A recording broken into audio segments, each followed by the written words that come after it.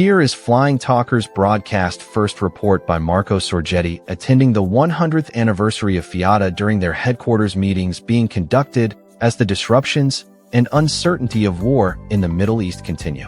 FIATA headquarters meetings are confronting issues of the day in open and frank dialogue too important to miss, and will continue all this week until April 2nd in Geneva. This exclusive As It Happens report is brought to you by ATC Aviation. One World, One Great GSSA. Based at Frankfurt Cargo City South, ATC's vast experience and our international network, built over the decades since 1971, make us the perfect partner for your air cargo requirements. Our approach to management is flexible, and our services can be tailored to meet almost any need. Whether your requirements call for complete outsourced cargo sales and operational management solutions, or a hybrid solution, ATC Aviation Services is your one source for total air cargo management. We take care of the details, leaving you more time to focus on your core business activities.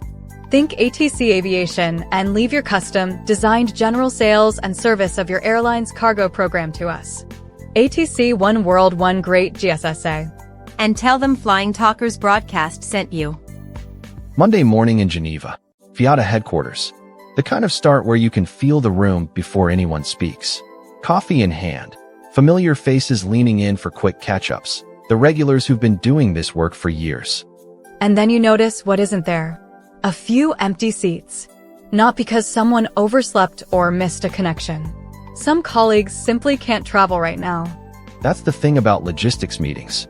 They're never just theory. When routes are disrupted and regions are unstable, it shows up immediately in who can walk into the room and who can't. Exactly. It's a strange contrast. On one side, handshakes and the comfort of routine. On the other, a quiet reminder that for a lot of teams and families, global events aren't headlines. They're daily pressure. At 9 sharp, the meeting opens with FIATA President Thomas Sim. Calm, clear, no pretending the world is simple. He starts where everyone's mind already is, acknowledging those who couldn't make it, and wishing safety for them and their people. And then he widens the lens. He talks about FIATA's direction and why the organization made such a visible move by positioning itself in Geneva, not as a postcard location, but as a strategic address. Close to diplomacy, close to the institutions where regulations and trade rules take shape. It's a statement about being present where decisions happen. He also circles back to what FIATA has reliably done well: training. It's not flashy, but it's powerful. If you train across regions, you're building professionals who can handle the next disruption, whatever it turns out to be. And he talks about credibility. A century of trust doesn't run on autopilot. You protect it. That's why brand protection and accountability matter, especially when regulators and partners are watching closely. He wraps it with that forward-looking idea. The first century was about building the foundation. Now it's about stepping into the second century together. Then FIATA's Director General, Stefan Graber, takes the floor. Same steady tempo. What's been achieved? What's gaining momentum? Where the strategy is heading? And an important signal: collaboration with the One World Network. That's not a random partnership announcement. It points to something freight forwarders have been feeling for a while. Risk and insurance aren't side topics anymore. They're right at the center of operations. He sets up the day's theme with a blunt reality check. Uncertainty isn't a rare event. It's the default setting now.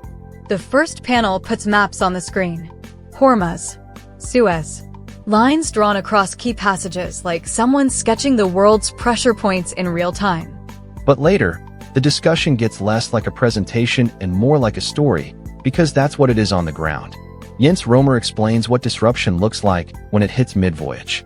He describes a crisis in 2 layers. The first layer is the cargo that's already moving. Containers are at sea, and then suddenly it's force majeure, clauses get triggered, and voyages effectively get cut short.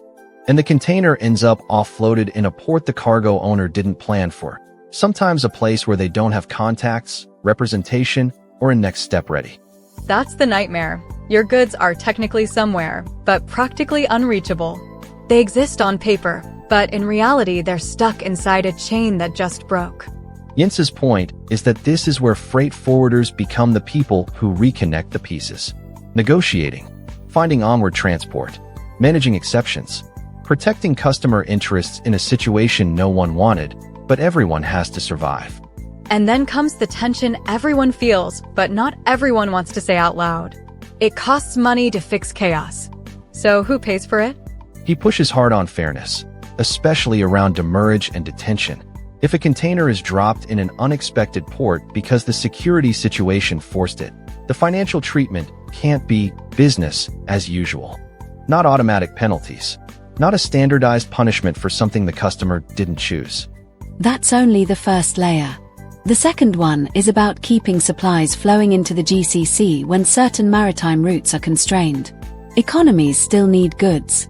So the discussion turns to alternatives. Multimodal. It can sound like jargon until you realize it's the difference between stuck and delivered. Different ports, different handoffs, land bridges, reroutes through places like Oman, creative combinations that keep the chain moving. And he reminds the room this isn't a new idea. Forwarders have been building that muscle for decades. Even FIATA's own history includes developing multimodal documentation, so liability and shipment responsibility can be managed under one roof. Because moving the cargo is only half the battle.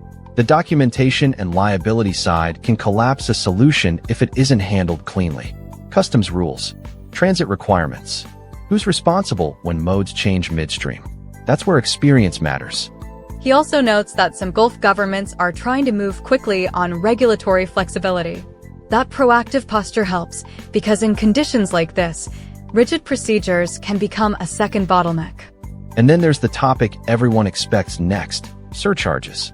Longer routes, higher fuel costs, network imbalances. Charges start appearing. His message isn't no surcharges. It's justify them. Show the logic.